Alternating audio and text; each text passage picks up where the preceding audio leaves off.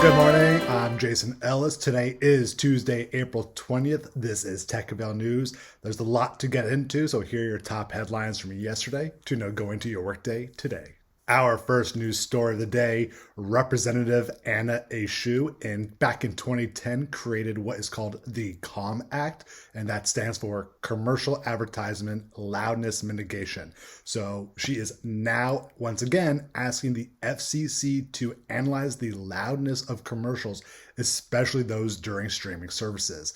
I don't know about you, but whenever I watch Hulu, I literally have to mute the commercials because all of a sudden it goes up 100% louder and going, what the fuck is this going on here?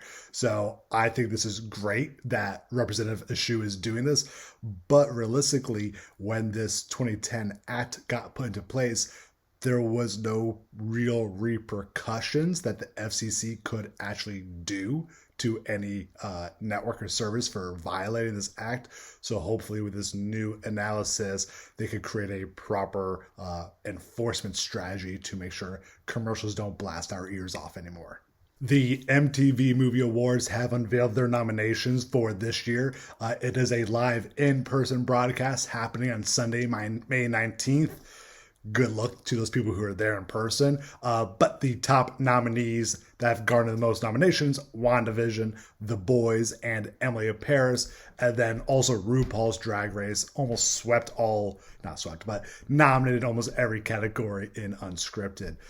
First off, if you're not watching RuPaul's Drag Race, you're missing out on some of the best reality TV out there.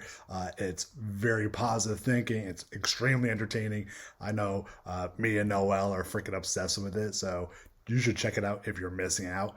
Second, it's almost as if anyone older than 40 doesn't understand that Emily in Paris was the most hate-watched series ever. No one likes Emily in Paris. Even the fashion sucked. So the fact that it keeps on getting nominated and it's going up against WandaVision, The Boys, Cobra Kai, and Bridgerton for Best Show, I don't think the older generation is getting. No one likes Emily in Paris. It is a hate watch show. It is there to be bashed upon. So stop nominating it. Stop trying to make it something that it isn't. It's a garbage show. I am not knocking Lily Collins. I'm not knocking any proper creators, I guess, behind it, but holy shit, it's a terrible show. Not too much of a surprise, but Netflix has ordered a second season to the hit YA drama series Ginny and Georgia. The reporting that 52 million subscribers watch that, you can never really tell how accurate that is, just because Netflix goes off of 2-minute views equals a view. But I will say this is really great news to some fantastic first-time creators, Deborah J. Fisher and Sarah Lampert. So kudos to them for getting a second renewal. If I remember correctly, this was actually shot back in 2019. I hope they've got the options on all these actors. But kudos, it's a good show. I very much enjoyed it. More the Ginny storyline than the Georgia storyline. But still, congrats to all the creators on that. Management company Grandview has brought on Cecilia Owens as CFO and COO. She was formerly the CFO at APM Music, which is a music licensing company owned by both Sony and Universal Music Group. She's the VP of the board of directors at Empower Institute. So I think Cecilia is very smart. I honestly don't know too much about her, but obviously, Grandview, who is doing very well in the management circuit, sees something in her to help bring Grandview to a new direction, very forward future thinking. So, great brought on from what I could tell on Cecilia. I don't know why, but I'm not too surprised by this news. I felt like this IP was inevitably going to be made into a movie. It has been announced that the Mattel toy Rockem Sockem robots is officially being made into a live action film, with Vin Diesel being the leading face of the project. He's going to be producing it along with his partner Samantha Vincent under their One Race Films, and it's all for Universal. Ryan Engel wrote a screenplay.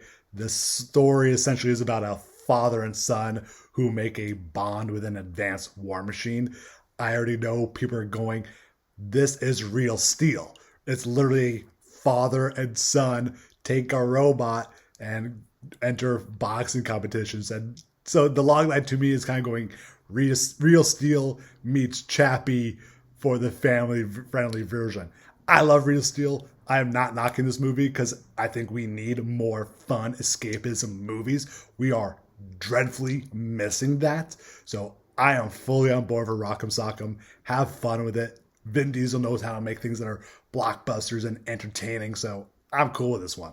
All right, let's jump into attachment news. There's a lot to get through, so let's start it off with some directors. Joaquim Dos Santos, Kent Powers, and Justin K. Thompson have come on as directors to the sequel of Spider-Man Into the Spider-Verse.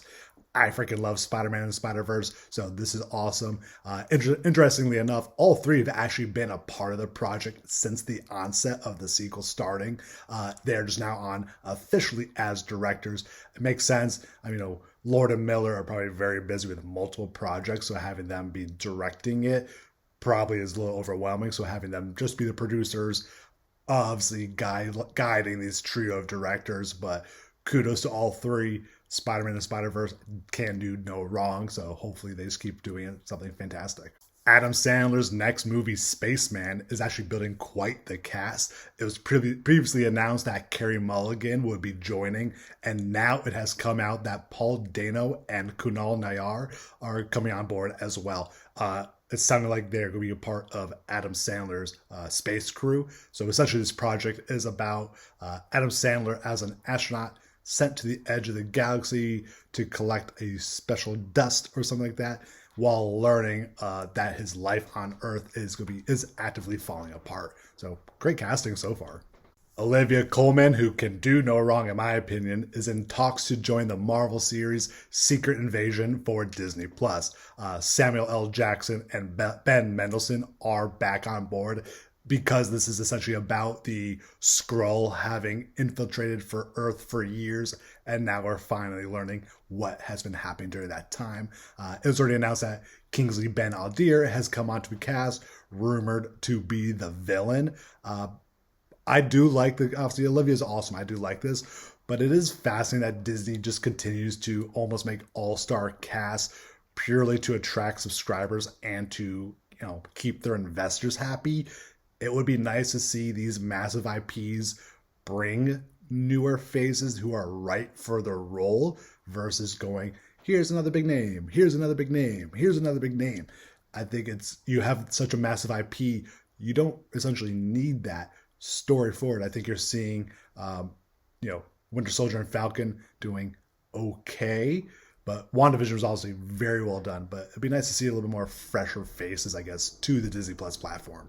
A huge cast announcement has come out for the Spectrum Originals drama series Joe Pickett. Let's get through it. It's David Alan Grier, Juliana Gull, Sharon Lawrence, Mustafa Speaks, Paul Sparks, Skywalker Hughes, and Cameron Pilva, all set as series regulars. This is being done by Paramount TV Studios, which again isn't making something for Paramount Plus. I don't know, we've seen so many Paramount TV Studios projects recently that are not living on Paramount Plus, so a little weird, but great casting. Congrats to all these actors from getting this project. John Cameron Mitchell is set to play Joe Exotic on the NBCU limited series with Kate McKinnon. He is also playing Joe Exotic. This will be actually airing on NBC, Peacock, and USA Network simultaneously. Obviously, they're taking the fandom of the Joe Exotic docuseries and going, this is going to be a big event piece for them. I haven't seen John Cameron Mitchell from Hedwig and the Angry Inch, but obviously he is a great actor and is going to nail this role, so kudos to him. In news that is essentially the only reason I will go see this movie, Michael Keaton is officially on to play Batman in the upcoming DC feature, The Flash. I don't know why I don't also see this movie. The DC projects have been garbage so far, and I do like Ezra Miller as an actor. I just find him very miscast to play Barry Allen in The Flash. And obviously this is kind of showing that they are going to be dealing with the Flash point, which allows the Flash to kind of travel through time. I feel like this is going to be almost a complete knockoff of Spider-Man Into the Spider-Verse. Hopefully not, but we'll see. But I like Michael Keaton. Seeing him in as the Dark Knight again is pretty freaking awesome. So very cool.